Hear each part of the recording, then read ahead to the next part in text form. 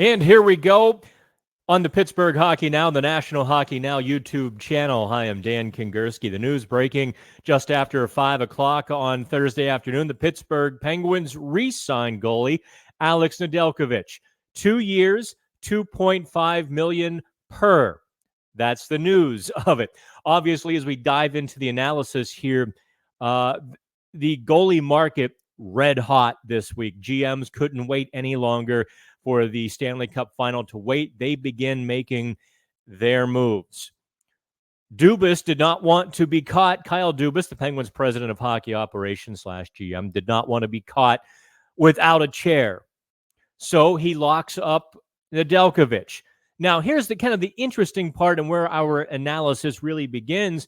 The statistical models and the salary models had Nedeljkovic at 2 years, $2 million, $2.2 million per.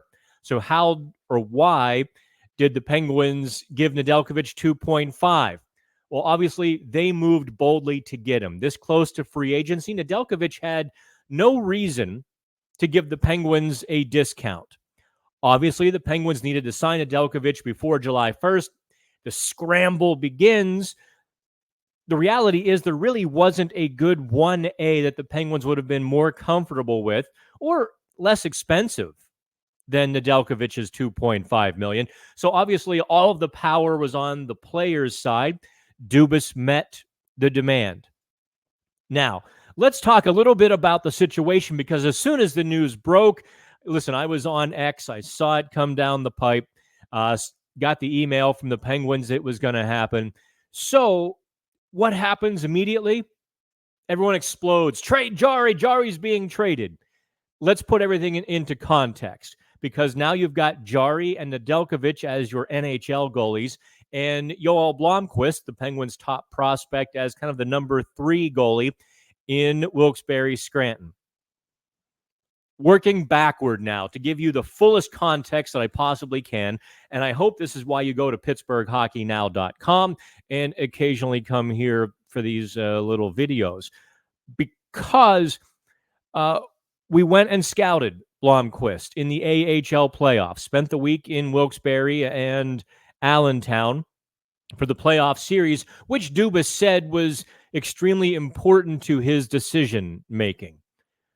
Blomquist wasn't very good in the AHL playoffs. He was kind of, remember as a kid, those pitchback nets you'd put out in the front yard and fire the baseball off it and kind of catch it? Blomquist played a lot like the pitchback machine. He fought, he battled, no question about that, but he wasn't very good. The Penguins get swept out of the best-of-3 series against Lehigh Valley. That had to weigh heavily in Dubas's decision-making because, well, A, he said it, but B, it really was kind of obvious that Blomquist was not an NHL goalie in an AHL situation. He very much appeared to be still a 22-year-old AHL goalie. That's, really where Blomquist is. So they re-signed Nedeljkovic. That doesn't mean they're going to trade Tristan Jarry. Now, it doesn't mean it's impossible not to trade Tristan Jarry either. What this does is this sets up the Penguins to have all options available to them. The reality is Blomquist needs more time in the AHL, and I'll post the link to our full scouting report, everything that we got to see over the course of a week that led me to that conclusion. And I hope you go ahead and take a look at it. This allows Blomquist more time to marinate, more time to grow, more time to become that rock-solid NHL goalie that he most likely will become. It also gives Dubas the opportunity to maybe hang Jarry just a little further out there on the NHL trade market. I think the Penguins actually have a very good goalie coach, Andy Chiodo. If you take a look at the last 3 years or so, Casey DeSmith had an uptick. Quite frankly, until Tristan Jarry's March swoon, which coincidentally was behind a team absolutely mailing it in, he had a very big uptick in the 23-24 season. Louis Domingue had a huge upswing when, in his 1 year with the Penguins. He darn near won a playoff series, did Louis Domingue. I mean, he is what he is, kind of a third or, a softer backup goalie, but the Penguins kind of got the absolute most out of him. So DeSmith, Domingue, Nedeljkovic, and Jarry upticks with the Penguins. That credits Andy Chiodo. The reason I bring that up is it does give the Penguins options to look around the league if somebody were to come to the table with a Markstrom type offer for Tristan Jarry. I don't think you're going to see Jarry get a Markstrom type offer. You're not going to get a 24-year-old top 4 defenseman and a first round pick for Jarry. I don't think that's the case. But let's just say somebody gets desperate enough to do it.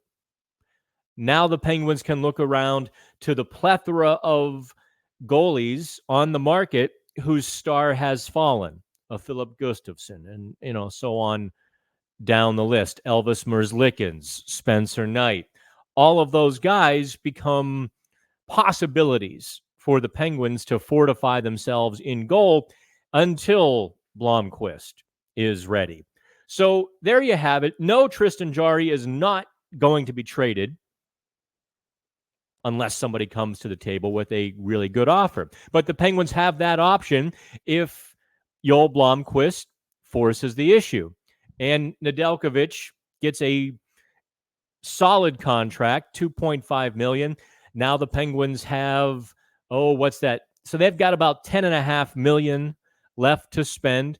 They'll probably give P.O. Joseph $1.5, $1.8 million. So they're going to be down to around $9 million, rough number, 8.8, $9 million to spend in free agency.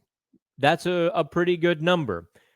It means they probably can't afford Jake Gensel, by the way. It was never going to happen, but you can almost assuredly now take that off the table unless the Penguins find a way to clear $5 or $7 more million.